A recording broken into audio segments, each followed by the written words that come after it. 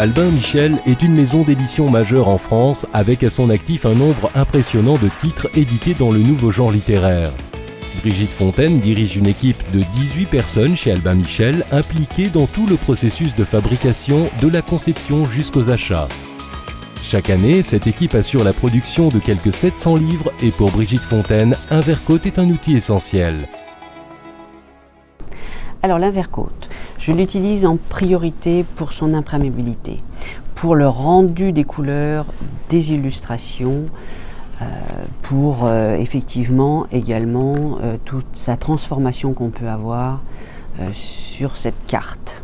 La transformation est aussi importante pour vous? Elle est très importante chez nous dans la mesure où on fait énormément de gaufrage, de dorure, et donc effectivement ça veut dire que cette carte supporte de la chaleur, supporte des transformations importantes, l'embossage étant quelque chose de puissant pour pouvoir avoir effectivement un rendu des plus forts.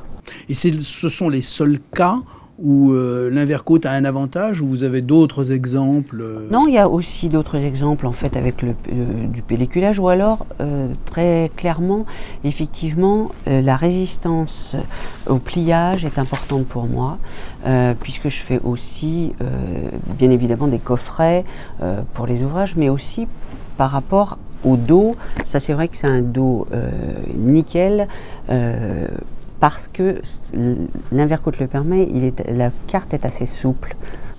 Et la durée de vie de vos livres est importante dans votre choix de la couverture?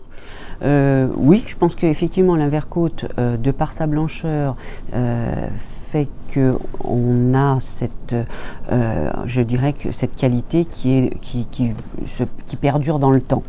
Hein, on n'a pas de souci, ça veut dire que quelques années plus tard, on n'a pas de jaunissement, on n'a pas de, ça ne s'altère pas. Même pour des couvertures blanches, parce que sachez aussi que chez Albin Michel, on a une collection, notre collection principale qui est blanche, et c'est très important, la blancheur a son incidence pour nous.